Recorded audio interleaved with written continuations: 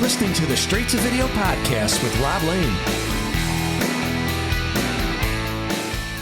All right, what is going on out there? Hope all is great and welcome along to a brand new Straight to Video podcast. So today is one of those talks that really shines a light on how life-changing the business of being in a touring rock and roll band can be and some of the crazy events that may cross your path. Today's guest is bass player Chris Dale. Chris got his start in the music business after leaving his small hometown village in Wales to move to London, where he would join the band Atom Seed. After signing a record deal, touring and gaining a huge buzz, the band would unfortunately split, but shortly afterwards Chris would end up joining Bruce Dickinson of Iron Maiden's new solo band Skunkworks and head out on tour all over the world. Now, this was just after Bruce had left Maiden in the mid-90s, and in 1994 an invite would come to do a show for music fans in Sarajevo. All good and well, but this was right in the middle of a war zone during the Bosnian War, and for the most part it was a no-go area. Now, by some miracle the gig happened, and it was a life-changing experience for Chris and everyone involved.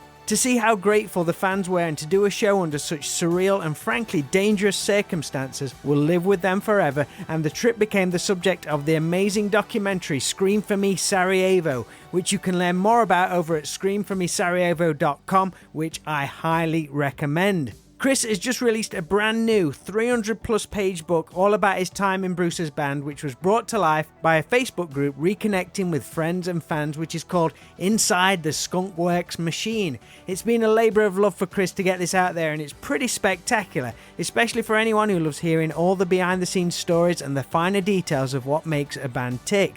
It's available to order through Amazon, and I'll put all the links in the podcast notes. Before we learn all about this and much more, please show some love for my friends Dead Skull Coffee, who are serving up listeners to this podcast 15% off any order through their website. Just head on over to deadskullcoffee.co.uk and add the promo code STV on checkout. Alright, after our chat, if you want to pick up Chris's new book, like I said, the links will be in the podcast notes, or you can learn more about Chris's career from Atom Seed to Sack Trick and beyond on his website, chrispaolodale.co.uk. But right now, though, we'll let the man himself speak as we dive into my straight-to-video chat with Chris Dale. Can't get a job cause I can't get out of bed.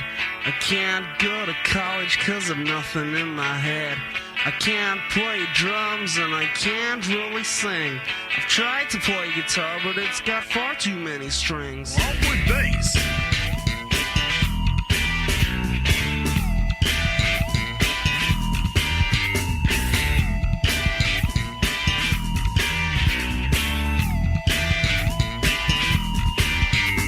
Scott for strings, only used two. I never worked out with the other stuff with bass. I'm happy here just strumming along, but I'm still not sure how to play the song. I play bass.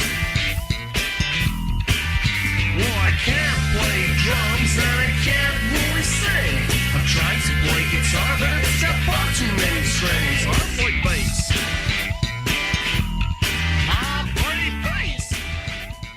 Congratulations on the release of the new book, Inside The Skunkworks, which documents your time touring, writing and recording with Bruce Dickinson in his post-Iron Maiden project. How was it for you revisiting all of that? Are you someone who has always kept a good record of events with diaries and photographs, or do you just have a great memory? I am one of those people, yeah. I keep a diary. I had tons of photo albums. For some reason, I'd kept like tickets and tour itineraries, literally everything. I had all the press cuttings back in the day. And what happened was when we were in lockdown, I started a Facebook group, just getting back in touch with old fans. And I thought, oh, I'll share a few photos, share some funny memories and that. And it kind of snowballed from there, and the fans were coming in with questions and asking about, well, how did you do those B-sides? Or what happened there? Or why has he got a co-write? And it just started from there, and I was answering their questions, and I realized that we were building up an archive of information. And I thought this would be a nice idea for a book, and also keep it in that question and answer format. So it's still the fans asking the questions and me answering, but also our producer, Jack Endino, got in touch, and he was answering questions. Our drummer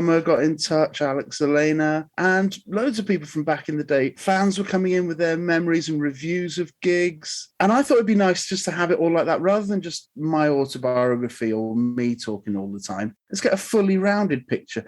And the strange thing was as well, I was learning from it as well, because of course there was aspects that I didn't see. And of course, I'm a music fan too, you know, I'm a massive Kiss fan, and I want to know every detail of what they did in the studio and every backstage photo and all of that. And so, yeah, I knew what these fans would want to see, you know, this is what they want, and we've got it all. And there was a time when me and the guitarist, Alex Dixon, we were sitting around a few years ago, having a couple of drinks, and we were listening to some Kiss demos. As you do. Well, yeah, it's amazing. There's quite a lot of Kiss stuff online, you know, that you can hear on YouTube of Kiss rehearsals and Kiss songwriting process.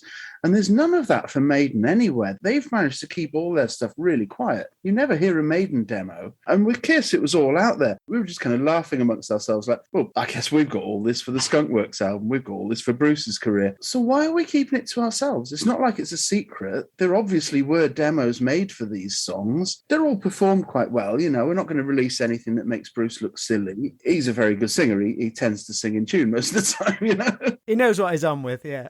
yeah, he's fairly good. He's up there in the top 10, you know. How were you when you listen back to your old playing from years ago? You know, that was another funny thing that me and Alex Dixon were listening to, and we were like, do you know what? We were really on the ball back then.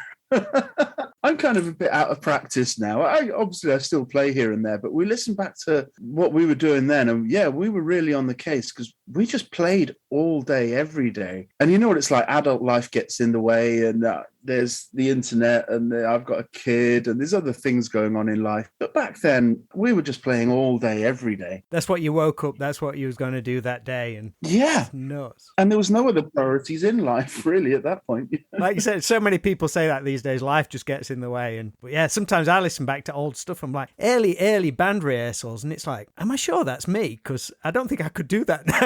yeah, quite.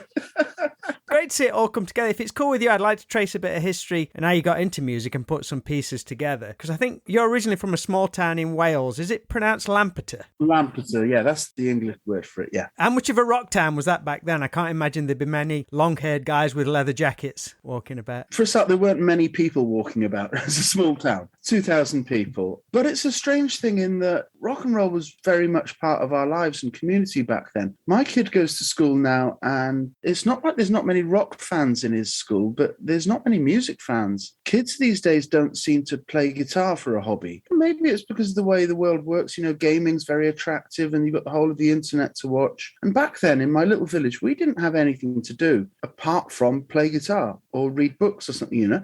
So I did sit around practicing for hours and hours on end, and I wasn't distracted by Instagram, and it was all there to do. And yeah, there were other rockers in my school, and we did occasionally get gigs in town, like not very often. Was there any local bands which you're like, oh, those guys are cool? Yeah, there was some good local bands. There was quite a good scene for local music, and there was quite a few venues to play, you know, within a 10 or 20 mile radius. And so, yeah, we could go out and we could be gigging, but we just didn't get much outside influence. I seem to remember Shawaddy Waddy played in Lampeter in the university. That was about it, ever. Slight connection, we've got the drummer from Shawaddy Waddy runs a club about 2 miles away from where I live. No.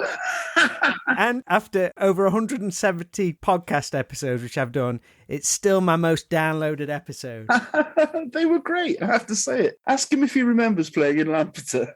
Oh, he'll remember it. Mark's a bit of a legend for that. He can remember pretty much everything, so I would imagine he will. Yeah, but like nobody else played in small towns in Wales. I mean, not many people play in Cardiff still. And so because of that, once I left school, I moved to London to come and see gigs and to be in a band, because I kind of decided I like this, I want to do this properly. When had hard rock fell onto your radar, though? Was it through schoolmates, or did you see something in a magazine or hear something on TV or radio, or somebody play you something? You wouldn't hear anything by accident on TV or radio back in the 80s. I mean, there wasn't any rock radio apart from Friday Rock Show. So you'd have to tune in specifically for Tommy Vance. And the amount of rock being played on TV was very small. It was other friends with their record collections and hearing bits and pieces here and there. And the first album I ever owned as an adult, or as a choice rather than just like children's records, the first record I ever owned was Iron Maiden, Number of the Beast. Bit of foreshadowing there.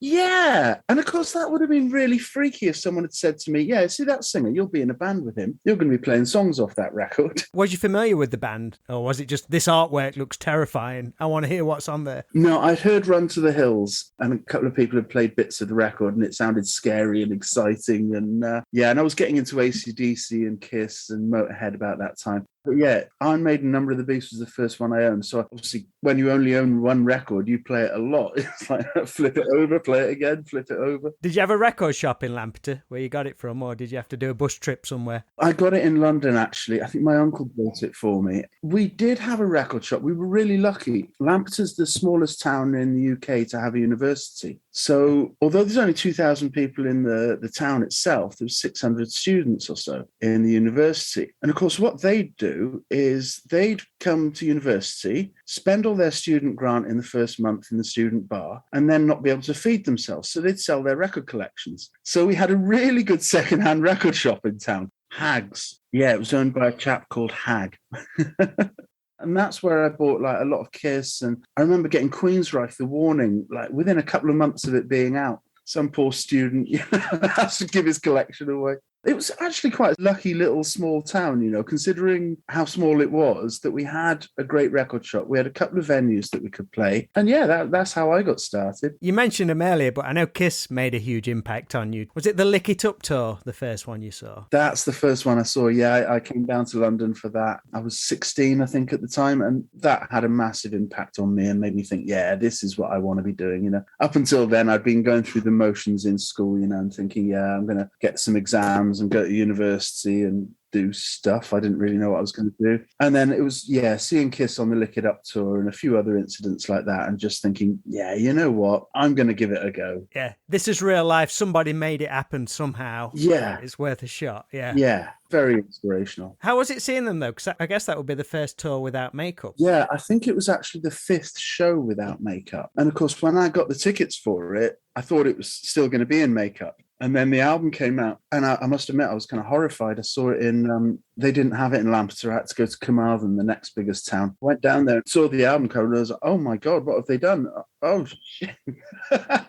They made up for it in the show, though. Absolutely. And the album was amazing. It was one of their best, I think. Yeah, the show was incredible. I had seen bands before, but nothing on that scale and nothing with pyro. Yeah, it was just amazing. Who was supporting? Do you remember? Yeah, funnily enough, it was Helix and Heavy Petting, which is interesting because just recently, Heavy Petting were looking for a bass player. And I spoke to Gordon Bernard, the guitarist, very briefly. And it was just funny, the irony of like, here's the first band I ever saw playing, and now I'm talking about possibly playing with them. I'm not going to play with them, actually. They've got a mate of mine now, Dave Boyce, playing for them now, actually. That would have been a crazy full circle moment, that would again. Absolutely, yeah. You'd be going back through your record collection thinking, right, what would me or the first? Where's this band going to come out of the woodwork and end up playing with? Absolutely, yeah. I think you've said you became a bassist kind of by default, as I think I did as well. A bunch of guitarists already amongst your friend group, so it was like, oh, I best play the bass. Do you remember much about your first bass and those early steps into learning? Yeah, I bought K short scale bass for 25 quid secondhand in Shanabother, one of the next villages up the road from me. Looking back on it, it was a piece of rubbish, really. What did you have as an amp? I bought a Selma off a friend of mine in Lampeter. And I didn't know anything about bass amps at the time, or maintaining them, or ohmage, or fuses, or anything at all. I still struggle on the ohmage every now and again. I still think most people bluff it.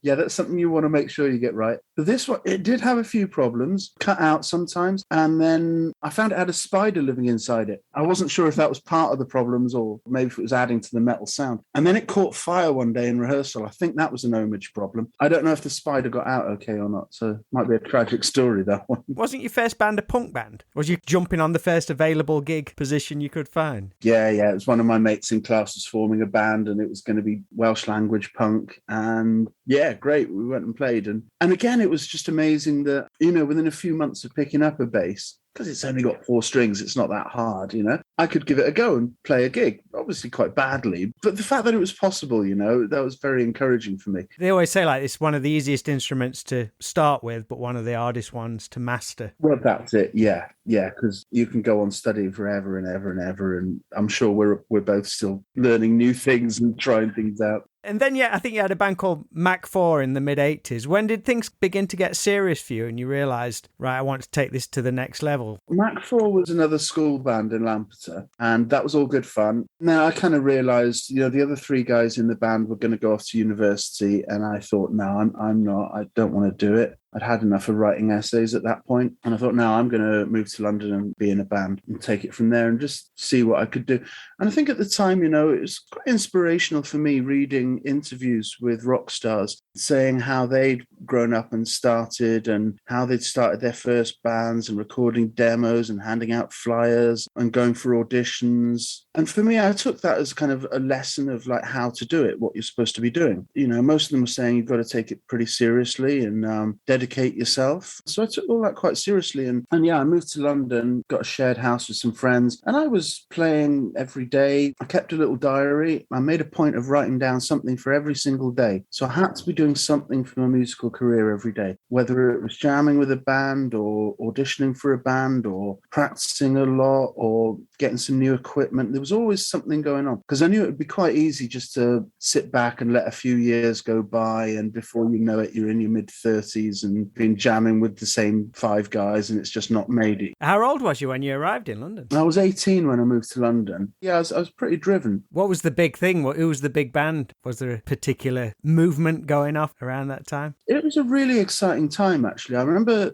I moved down in September 86. In November alone, right, at the Hammersmith Odeon alone, at one venue in 1 month, we had Bon Jovi, Slippery When Wet, with Queensryche opening from their Rage for Order tour.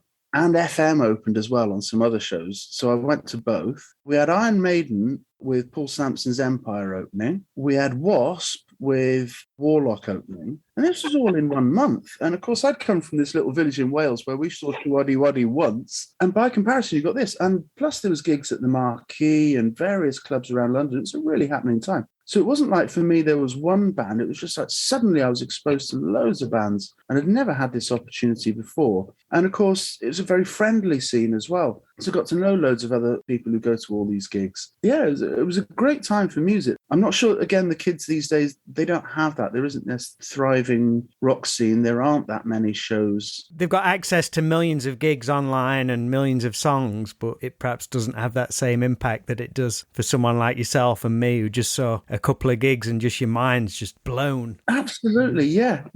I mean, it's all different now. Obviously, you can see everything on YouTube, everything in the world. I can type in Motley Crue Shout the Devil Tour and watch a show right now, but I can't actually go and see anyone, Did your playing just go to a next level once you came to London? Yeah, it really did. I mean, obviously I was practicing a lot, but also I'm listening to a lot of new music. But I think the main thing for me was meeting lots of other musicians and jamming with them and hearing ideas from guitarists and working with drummers who were a lot better than me and were telling me, you're not really playing in time. You might want to listen to the kick drum a bit more and, basics like that. But I learned a lot jamming with people, which again, I couldn't have done in my small town in Wales. And now suddenly you would go up to Denmark Street and there would be adverts for bass player wanted, and I'd be ringing them all up, going and having a jam with them. And yeah, not getting the job the first time, but hey, I learned something. That drummer was amazing. And that guitarist showed me a really weird lick there. I'm going to practice that. Was it on Denmark Street you saw an ad for Atom Seed, or was that a different place that came from? That was in Shades Records. Do you remember that one? Yeah. Awesome. Yeah,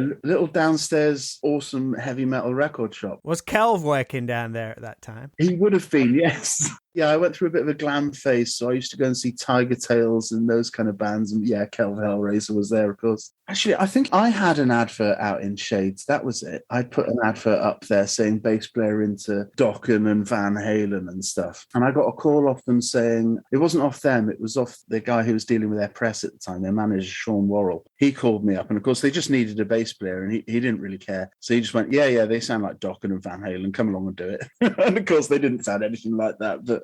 Didn't you guys support the Chili Peppers? We did, yeah. So I joined Out and Seed. Again, I was just being ambitious and wanting to play and meet more people and play with these guys. Very soon after joining, they seemed to get very popular. And we got a small record deal after our third gig. Then, yeah, we recorded an EP, and then we were on tour with Wolfsbane and the Chili Peppers. How was it seeing Flea? Was he an influence to you, or do you have much interaction with him? Yeah, I mean, obviously, yeah, I'd heard the records. I knew he was pretty good. But the stuff he was jamming out in soundcheck with the rest of them was like, yeah, really awesome. And the vibe that those three guys had playing together was, something unreal. They're awesome players. Just the way they locked in and jammed the whole gig out. That was super inspirational. So we had all these, chances to see all these great people close up. After Atom Seed split, what do you remember about getting the gig in Bruce Dickinson's band? Did you hear about him needing a rhythm section, or did someone contact you? Because I think you're only asked to learn, was it 4 songs from the current Balls to Picasso album and a couple of Deep Purple songs, but you went and learned the entire album? Exactly, yeah. It was actually in Kerrang. He did a Kerrang interview where he said he'd already got a guitarist for his touring band and he needed a drummer and bass player. And luckily, I already knew a couple of the guys in Skin who were on Sanctuary Management. So I got in touch with them so I could get contact details, and they put in a word for us as well. And I was working with a drummer, Alex Elena, at the time, so we came as a little rhythm section. That's always got to be a good sell to somebody. They were actually surprised at how few people applied for it. I think a lot of people, they don't think they're ready for it or something. They don't think they'll have a chance. They think that, I'd never get something like that. And I would say it's always worth applying because you never know. And you never know what they're actually looking for. And at the end of the day, if you don't get the gig, you'll probably learn something from it to take on to the next one. Absolutely. And you meet someone new and you really don't know what they're going to want, really. I mean, there probably would have been people going, well, I can't play like Steve Harris, so I wouldn't do that. But then he didn't want anyone playing like Steve Harris. It's worth going for these things, I would say. But it turned out, I think that me and Alex Elena were the only people who came in as a rhythm section together and looked reasonably professional and had a recommendation from some friends of his. So, we were way above other people on the shortlist, I think. How long after did you learn you got the gig? We did a couple of auditions. We did the one where we ran through the few songs that he wanted us to learn. And like you said, we learned the rest of the records. So we ran through all of that with him. And he seemed pleased about that. And then we got called back to jam some covers with him. He wanted to do some Free and some AC/DC. And at that point, I was thinking, this is just funny now. I'm playing AC/DC songs with the singer of Iron Maiden. I've already won. It doesn't really matter if I get the job or not. So, we did all that. I guess it was probably about 6 weeks before we actually knew we'd got the job. It was a super exciting time, obviously. Was your first shows in the USA? That must have been unreal for you to have been that kid buying Number of the Beast, to being in his band and then heading out to America. Absolutely, yeah. Just straight off to the States. I suggested we do a warm-up show, and he said, no, we'll be fine. And we just went off and started. The first tour we did, we were opening for Jackal. With the chainsaws? Yeah, killing people with chainsaws. And Richie Kotzen was third on the bill. And I already knew Richie's stuff from his solo albums. And I was like, wow, that guy's opening for us? This is ridiculous, And then we got to a show in LA. We were doing a showcase thing, and Dee Snider was opening for us. And again, there I am, a Twisted Sister fan going, Dee Snider's the opening band? This is ridiculous. Was that his Widowmaker thing he was doing in the 90s? I'm not sure. It was after Desperado. Yeah, it might have been Widowmaker. I think Joe Franco was playing drums. Either way, it was just ridiculous. Was that your first time in America as well? Yeah. And little kid from Wales, Richie Kotzen and Dee Snider opening for us. That's insane. And it was on this tour in 94 that the band would be invited to perform in war-torn Sarajevo. Watching the documentary about that event, I couldn't believe how guerrilla and underground that whole operation and journey was to make that concert happen. The band was basically smuggled into a war zone. I doubt anything like that could be allowed to happen today. How did that impact you at the time, or was it afterwards and getting home that it all sank in? It was a massive shock at the time. But as you say, I think it took a little while for it to sink into our brains, what on earth was all that about, And then you start really thinking about the impact of it on the people around. Like you say, people really have to see that documentary. I would say out of all the things I've done in my life, be it this book or albums with bands or whatever, that film is the one thing I would always recommend people go and see. And that was the really weird thing about those couple of years in Bruce's band. We went from LA with Dee Snider opening to the horrors of a proper full-on European war, to luxury hotels in Japan, to playing small half-empty pubs in France. It was crazy times of ups and downs, Was there one point during the Sarajevo thing where it looked like this is not going to happen, we can't get you in there, but it was Bruce who took it on his own initiative to say, no, let's figure a way out and get in there? All along, it looked like this could get cancelled at any moment. I mean, there was problems even once we got there securing an electricity supply. because it was under control of the Bosnian Serbian army from outside of town. And could that be done during the show? There was problems with like backline, or there was the obvious problem of if the gig got shelled itself, because there was shelling going on in town at the time. You could hear gunfire across the city and some quite large shells coming in here and there. And that could have killed the audience. It could have killed us. But I think the one that you're referring to is when we arrived at Split Airport in Croatia on our way over there, the initial plan was that the UN were going to fly us from Split in a helicopter straight into Sarajevo, do the show, and then fly out on the helicopter. The helicopter that they were going to fly us on was Royal Navy Sea King. And the previous day, it had been carrying General Sir Michael Rose, who was the British UN commander in Bosnia, and it had been shot down.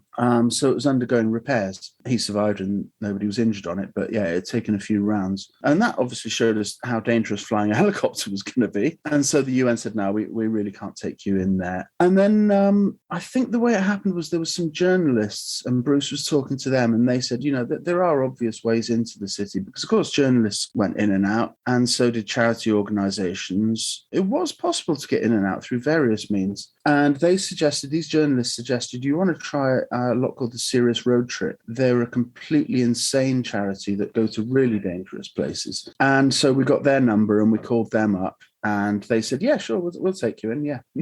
So we went in the back of an ex-army truck over the mountains. You couldn't write it. It's just like one of those almost fantasy scenarios. It's nuts. Yeah, I mean, truth is stranger than fiction. If you wrote that, it would just sound a bit silly. But then, of course, several years later, I did write the story of it for Metal Talk website. And straight away, as I wrote the articles, two different people, Jasenko Bassist and Tatiana Boni, both Bosnians, got in touch with me saying, wow, we should make a documentary out of this. And that's where we went from and made the Scream for Me Sarajevo film out of it. It's a wonderful piece of work. One of my big takes from it was just how passionate and grateful the fans were for you to come to their city and perform. And that kind of really captured the spirit of a rock fan, but on a totally amplified level. We all love music so much when we're young. I can't believe how much it must have felt when someone like Bruce and his band come to play under such situations. That must have just been unreal for them. And it really comes across in the documentary. Yeah, and me coming from my little village in Wales complaining a little while ago that we didn't get many gigs. Kind of ironic because they really weren't getting many gigs. There were a few other artists that did go to Sarajevo, but there was no other like rock or metal band from outside that went and played there. And yeah, to see that in the film was beautiful for me. It really got rid of a lot of my demons, you know, seeing that it had been worthwhile. And obviously we're talking like pre-internet. They heard about stuff on the grapevine. And... yeah, and you think there would have been kids in town who didn't hear about it and who probably heard about it 2 days later. I mean, the worst thing in the world, wouldn't it? Because it's not going to happen again. It's not like we're going to pop back next week. But seeing that it meant so much to them, and even now when I go back to Bosnia, people are so lovely to me and so over the top with their gratitude. It's a truly beautiful thing. You're a little surprised by the reaction to the film, I believe. You left an awards screening after the film had screened and you didn't think it'd be a contender for an award, and it went and won like 3. That's exactly right, yeah. I didn't stay for the awards ceremony. That doesn't happen for people like us, does it? The funny thing is, you know, I spent all those years in bands, Atom Seed or Bruce's band or various other projects where, you know, in Bruce's band and Atom Seed, we were desperately trying to get, you know, some kind of hit, sell some records, make a success of it. And then years later, that film goes to number 1 in the UK music DVD charts. And so, no, I wasn't expecting it because it's not about material success and it's not about the number of units you sell. For me, like making the Skunkworks album was about trying to make a good album, the best we could. I wasn't calculating in terms of how many records it'll sell. Just wanted to make the best thing possible. And it was the same with the Scream for Me Sarajevo film. We just wanted to make the best film possible. So then it was just a beautiful thing when we won a ton of film awards. Because that took you back to America, right? Promoting the film. I don't know much about filmmaking or documentaries. As far as I knew, documentaries went out late at night on Channel 4 or something. And then when we got a proper BBC screening, I was kind of shocked by that. When we got cinema release, I wasn't expecting that. cinema release across America. I wasn't expecting it. There was a cinema release in Japan. I thought it would just go, straight to DVD, bargain bucket. I'm not an optimist. So yeah, to be out in LA in Hollywood watching the film in a cinema on the red carpet, that was just quite funny, really. Did any musicians come out to see it? Do you remember? Alex Elena, our drummer, was living over there at the time, so obviously he came along. And Dickie Fleeser, who was the drummer in Skin, and he was one of the guys who originally recommended me for Bruce's band. And actually, he played drums on Tears of the Dragon, and he lives over there. So I got in touch with him and said, "Hey, you want to come and see the film?"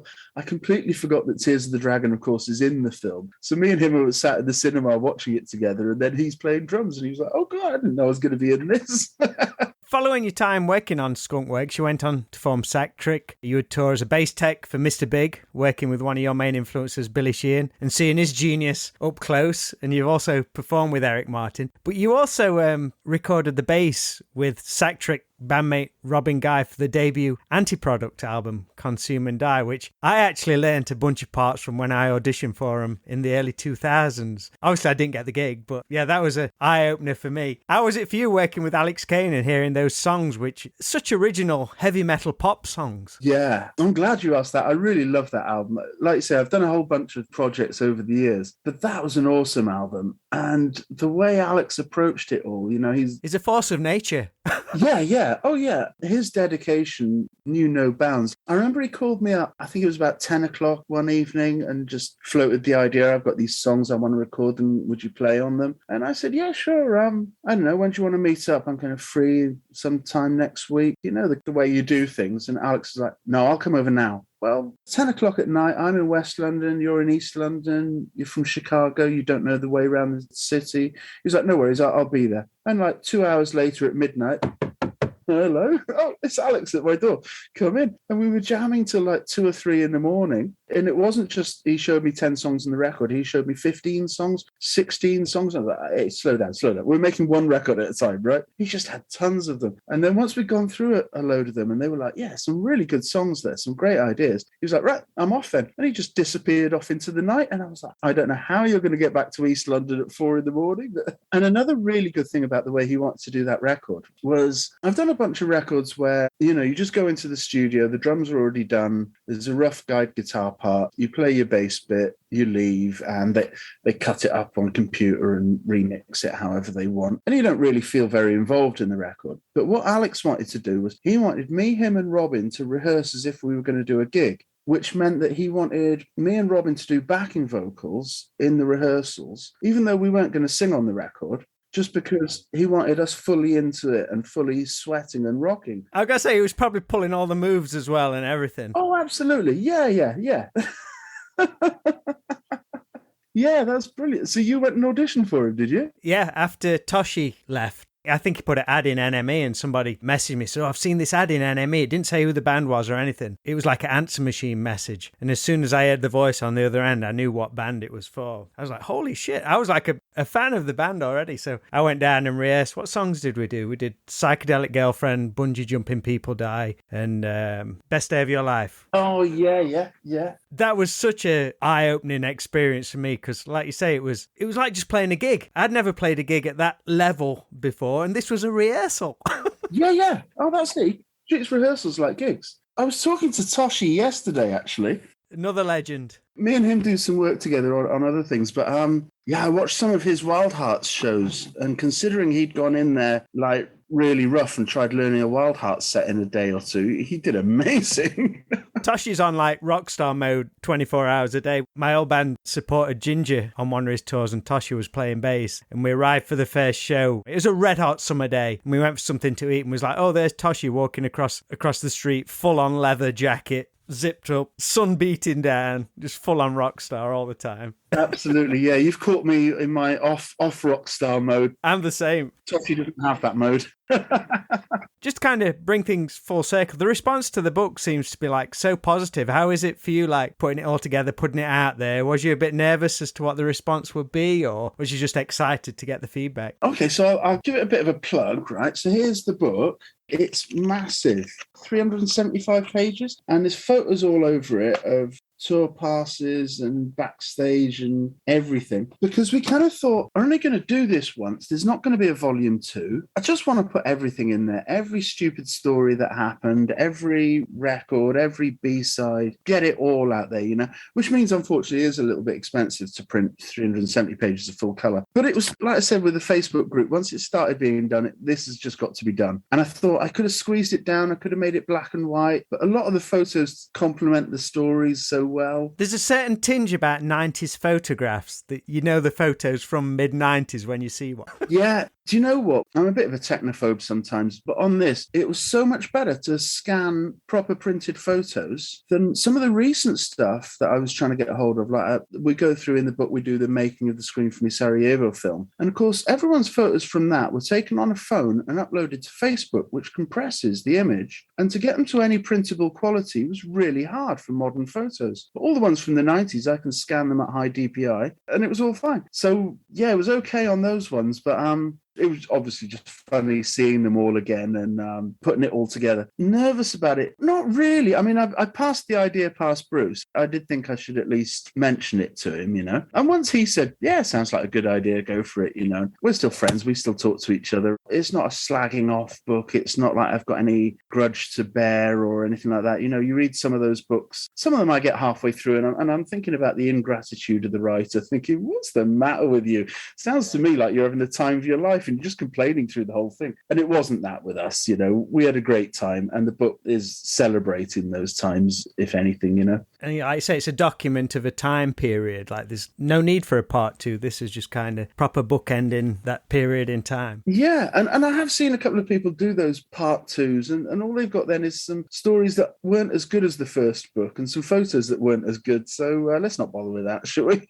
Did the book put you back in touch with anybody who you'd not spoke to for quite some time? Yeah, loads of people. One of the things that would come in was someone asked us, because we toured with Bruce's band opening for Halloween across Europe. And someone said, oh, what was it like dealing with Halloween on tour? It's like, oh, yeah, they were nice guys, good pro band. We hung out a bit and all that. I thought, it's not really fair just to have the question that way around. Let's see what they thought of us. And I still keep in touch with Roland Grappoff occasionally. And so I just messaged him out the blue. Hello, mate. What did you think of Skunkworks, really, in all honesty? And again, that's the beauty of the book, is we're getting him chucking in what he thought and the way he saw it. And so, yeah, I got in touch with old crew members and other bands we toured with. I don't know if it's a bass player thing, but Andy Robbins from Skin, he kept a diary too. And so then we're comparing my diary and his diary day by day. Again, great just to have other views of it. I've got fan reviews of a lot of the gigs, of their memories, And you know how we were talking earlier about my memories of first seeing Kiss on the Lick It Up tour. Your first gigs are really memorable, aren't they? So it's lovely to hear some of these fans come out with their memories of our gigs as being their first and about how deafeningly loud it was and shocking like that, But with the Sarajevo one, I got a guy who wasn't included in the Screen for Me Sarajevo film, but I got him to give his memories of that gig. And of course, it's just completely unthinkable to us, about what they went through to go to concerts, let alone what we went through. Oh, amazing that you got it all captured in that one book. Basically, it's available print to order from Amazon, but it doesn't seem to come up so easily in Amazon searches unless you actually write the full title, Inside The Skunkworks Machine by Chris Dale. Then it comes up. But if you do any abbreviation on that, it tries to show you things about inside other machines, mostly cars. So what's next after the book? Are you looking beyond the book at the moment? Anything happening? Well, funnily enough, I've got a couple of appearances I might be doing at some Iron Maiden fan club conventions, promoting the book and having a chat. And those things are always good fun anyway. So I'm looking forward to that. I've got some Eric Martin dates. Like you say, I toured with Mr. Big for years and play with Eric Martin from time to time. He's coming over in August. I had him on the podcast. It was one of my favourite chats so far. He's hilarious. Did he stop joking at any point? Did he say anything serious ever? It took the piss out of me for quite a large portion of it, which I had no problem with. Sounds about right, yeah. I think that's all he actually wants me there for. He doesn't want any bass playing. He just wants someone to take the piss out of on stage. Who knows what's next? It's a funny old life, isn't it? Yeah, definitely. You never know what's around the corner. If someone told me I was going to be Billy Sheehan's bass tech, and if they told me I was going to be Bruce Dickinson's bass player, I wouldn't have believed that one. Chris, thanks ever so much for chatting to us. I've loved connecting and hearing your story. It's been a blast. It's been totally good laugh. Thanks for this. You've cheered up my afternoon now. So if you can't get a job, 'cause you can't get out of bed.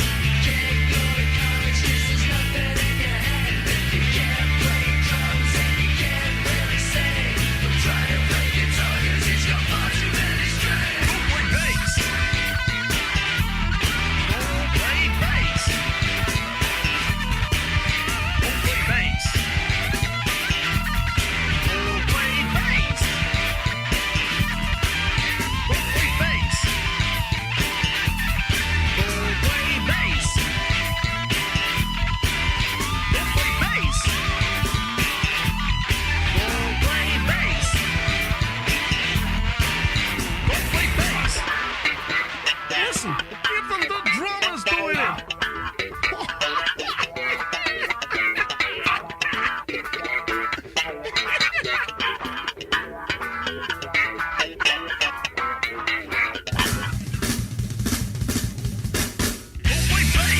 Big thank you to Chris Dale for being extra awesome and friendly right here on the Straight to Video podcast. If you enjoyed our chat, please be sure to check out the Scream for Me Sarajevo documentary because it's really amazing, and all the info you need can be found at screamformesarajevo.com. And if you'd like to pick up Chris's new book, Inside The Skunkworks Machine, all the links are in the show notes for this podcast. And if you want to listen to over 170 episodes of this show, they're all available at stvpod.com, where you can also find some straight-to-video music, videos, and merchandise. And there's also a straight-to-video Patreon page too if you regularly listen to the show and would like to help support that little bit more. From as little as £2.50 a month, you can get early heads up on guests, a bonus movie podcast, a private Facebook group, and also some exclusive merch you won't find anywhere else. This can all be found at patreon.com/STVpod, and thanks so much to everyone who is already on board. That is all for today's show. As always, be sure to check back every Tuesday and Friday for a new episode. But until we chat again, take care and speak real soon.